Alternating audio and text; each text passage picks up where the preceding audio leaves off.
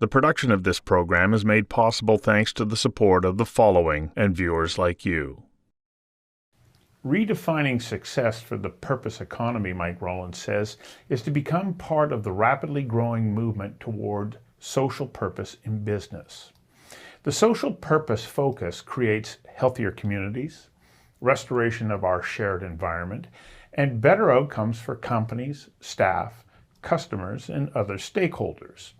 Rowlands says the path to developing this framework emerged from his work with the nonprofit sector, a sector that required new brand strategies that enriched and enhanced their organization's messaging. Well, the next step on the path to a social purpose framework was the development of theory of change, which is a methodology to set out intended social outcomes. I invited Mike Rowlands, the CEO and president of Junxion, to join me for a conversation that matters about social purpose and how it focuses business to accept responsibility for outputs, outcomes, and building a better world by being in business. Mike, welcome. Thanks for having me, Stu. Really looking forward to our conversation. This concept of social purpose really is emerging as something that businesses can get a hold of, but they can also measure results. Yeah. Unlike some of our earlier iterations of this, kind of concept. That's right. How do you define exactly what social purpose is? So the simplest definition, I think, comes from the United Way Social Purpose Institute, which is based here in Vancouver. And their definition is simply that a social purpose business is one that contributes to a better world by the very act of doing business. A more complicated definition, slightly nuanced definition, came from the British Academy, and they did a lot of public consultation and developed a definition that basically says the same. Social purpose business is one that contributes good things to the world by the very act of doing business, without at the same time contributing to the problems. And that, I think, is the defining characteristic, isn't it? Yeah, it is. Right? We don't cause the same problems that we then set out to contribute, and therefore sort of clean with one hand what we've dirtied with the other. But my favorite definition comes from Cambridge, from the Cambridge Institute for Sustainability Leadership. And there's an independent professor there, Dr. Victoria Hirth. And she did some work with the British Standards Institution to develop their standard on social purpose business. And her definition is this: social purpose business is one that makes an optimal strategic contribution to the long-term well-being of all people on the planet. So that's a big definition. We'll break that down. Okay. An optimal contribution. So optimal meaning it's optimized for the size of your company. Yeah. We don't expect a corner store to solve for climate change, but we do expect them to have a meaningful impact on the local community, right? Look after the people in the community, watch for the kids that come through. There's something that you can do for community. So optimized for the size of the business. Strategic contribution in that it is a contribution that's considered at the highest levels of decision-making in the enterprise. So this should be considered by the board of directors. The purpose should be overseen by the board of directors, or if you don't have a board of directors, by the CEO or the owner of the enterprise. So it's strategic. And it's a contribution to the long-term well-being of all people on the planet. It doesn't have to be the entire solution, right? Most of these large problems that we face, like climate change and biodiversity loss, income inequality, these are challenges that are going to take lots of us contributing together to solve. So the point is that you're making a contribution, and it's understood that you're going to try and measure your contribution and improve it, optimize it. So optimal strategic contribution to the long-term well-being of all people on the planet. The production of this program is made possible thanks to the support of the following and viewers like you. How do you determine whether or not you are hitting these very lofty goals? Right. What are the measurement devices that somebody could say, yes, I am optimizing, it is strategic, it is beneficial? How do you measure that in a meaningful way? Yeah, so there's two parts to that answer, I think. One is that there's a lot of frameworks for measurement. There's lots of people that have tried to solve that nut. There are some widely accepted standards, things like the Sustainable Development Goals, which were a set of 17 goals that were articulated by the UN and signed off by every member nation. So they are the global collective understanding of what a sustainable world looks like and the 17 things that we need to achieve to get to a sustainable world. So there are large frameworks like that, and there are simpler frameworks that might be relevant to particular industries. The cosmetics industry has its own set of standards. Each industry, the sports industry, clothing, they all seem to have their own set of standards that are particularly relevant to their space. But that still doesn't help me think about what's my optimal strategic contribution. So the other part of the story is what you mentioned in the intro, and that's this notion of a theory of change. Now, theory of change is a long-established framework and tool that's been used in philanthropy and nonprofits for a long time. And we expect philanthropy and nonprofits to set these big, lofty, ambitious visions and use funds to help move us there.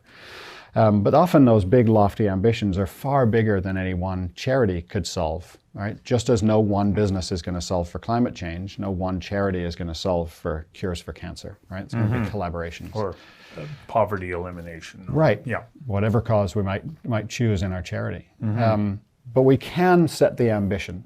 So my firm's ambition, Junxion Strategy's ambition, is an economy remade to serve the common good. So that's a big ambition.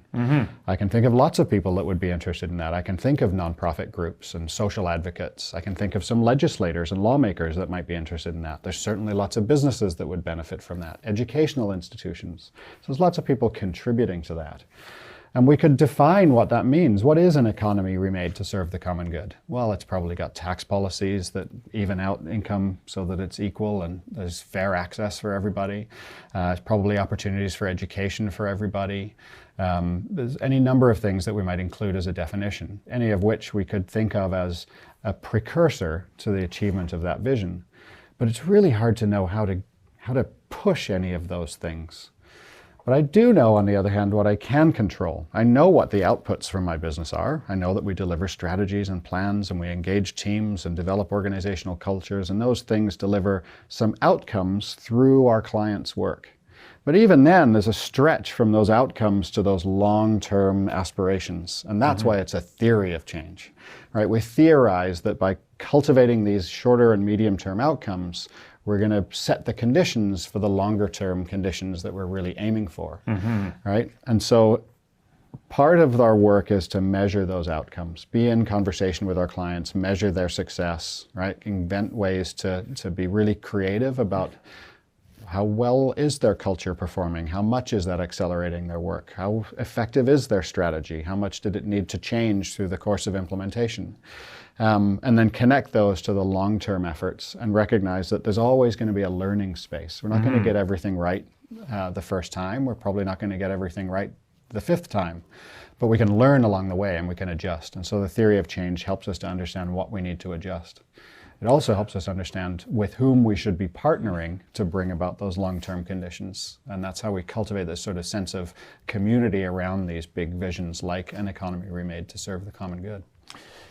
You know, a couple of the, I guess, earlier iterations of this were ESG or DEI.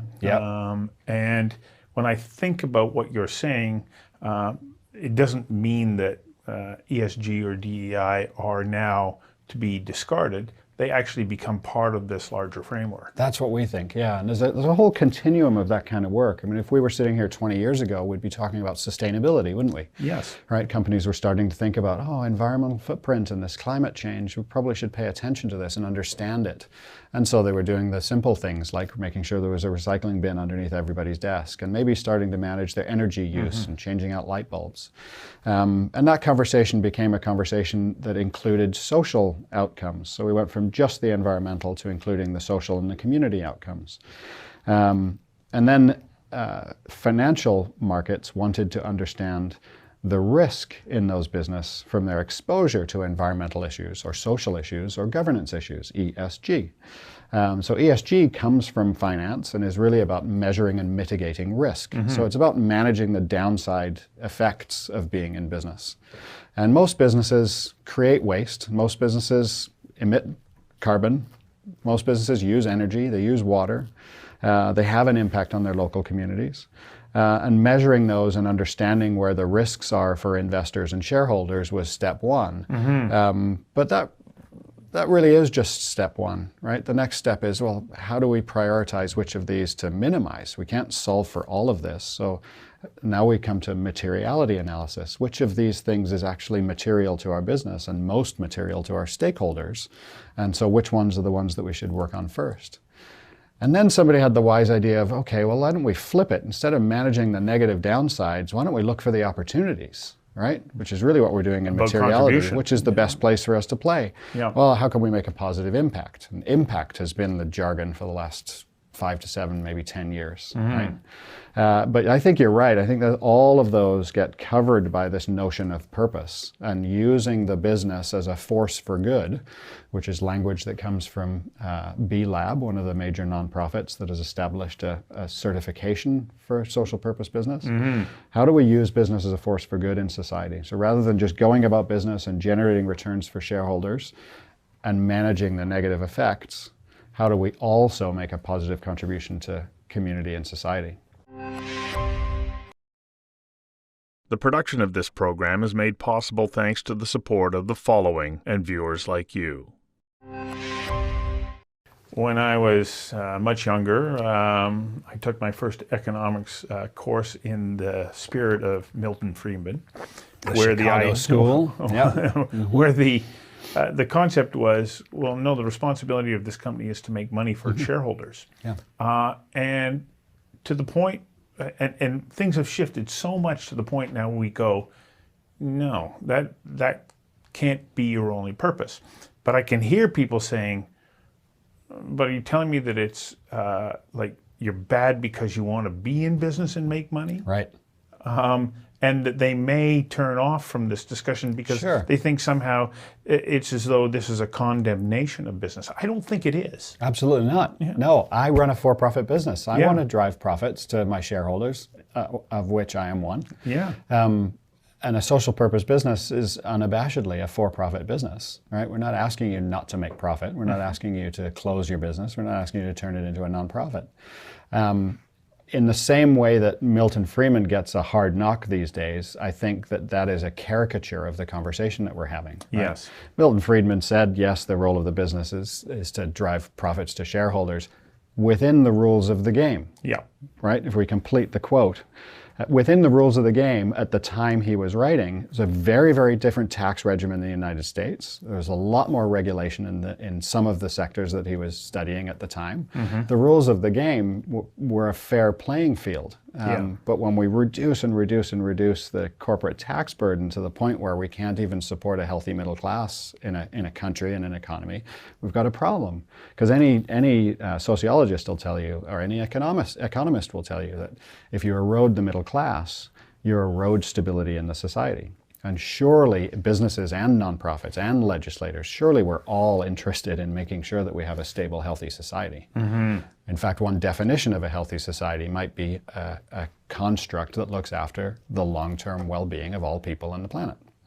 Well, if that had been the mindset when there was so much offshoring of production from especially middle America, we would have seen a completely different landscape than the one that we see today. And that offshoring was driven by this desire to maximize profits, but not thinking about, in doing so, what's the impact going to be on local communities. I have to tell you, I was in a what would have been a lumber community on northern Lake Superior that used to have a pulp mill and a sawmill. Those two mills got acquired by an American interest that then shut them down, gutted the mills because they just wanted the equipment, and suddenly the main income earners in those families, the main employer in had the town, to go somewhere else. Right. The town has never recovered. it's a ghost town. Yeah. So making those kinds of decisions that are driven around short-term profit and not looking at what the long-term consequences of local communities are is not the way to keep going. There is no sustainability when you do that. True. Yeah, great point. And I think that part of the conversation gets political very quickly.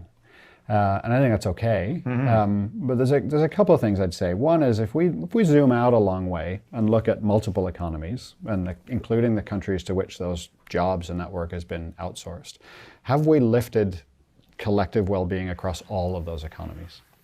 So that's an interesting question, right? It doesn't serve that small town very much, but is it serving a small town somewhere else? Have we created jobs somewhere else? So it isn't necessarily a net negative in the global context.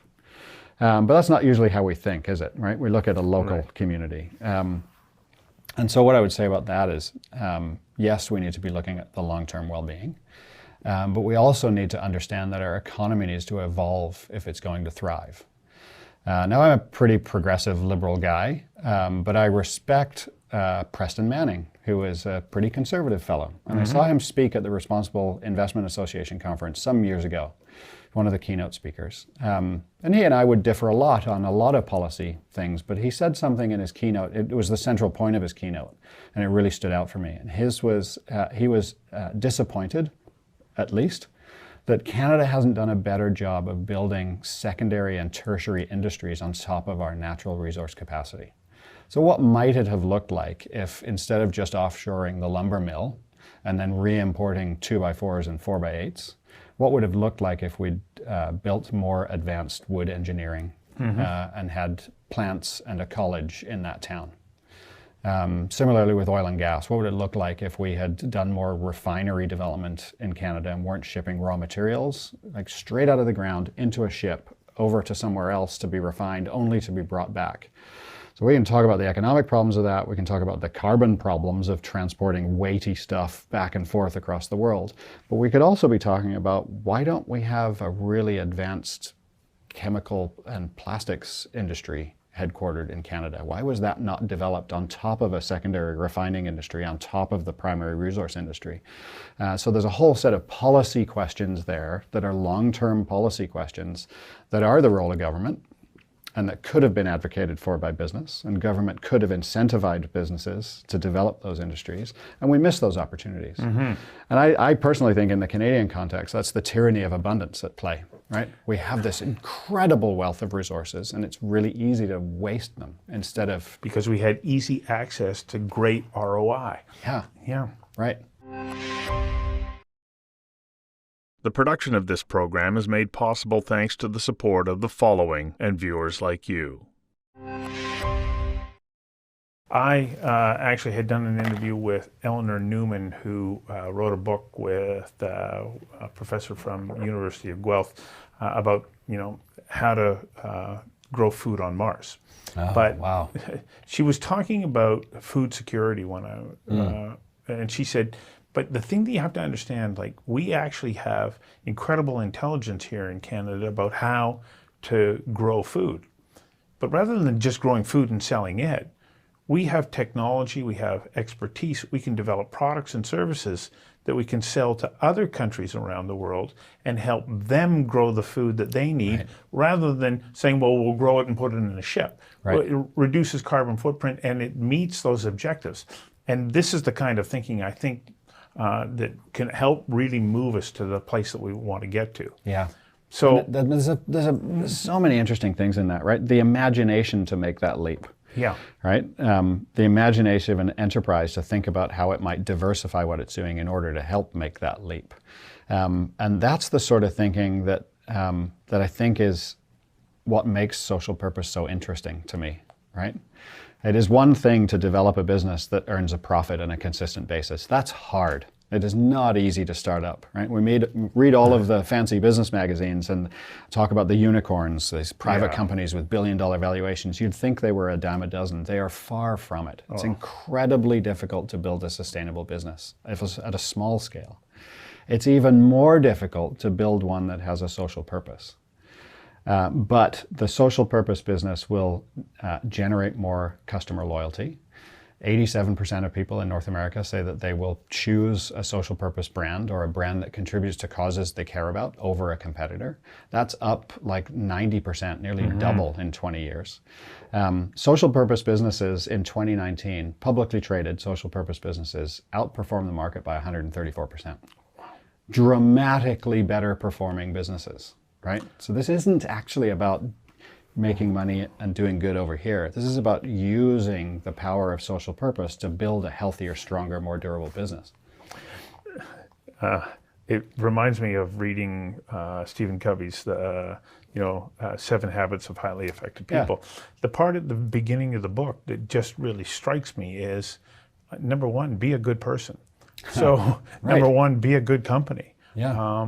So in the last couple of minutes that we have remaining here, how does your company help companies that say, okay, I agree with you, but the roadmap from where I am to where I want to get to is not so easy to navigate. Right. How do you help companies work their way along that path? Yeah, it's not easy to navigate. And there are people that are sort of exploring impact and they're playing around the edges and trying to figure things out, and we kind of meet them where they're at and help them take the next steps. And there are those that are advocates. They're excited about it. They've found some early success and they're ready to take next steps. And then there's a handful of businesses that are real leaders that we look to as the benchmarks and we learn from them, right?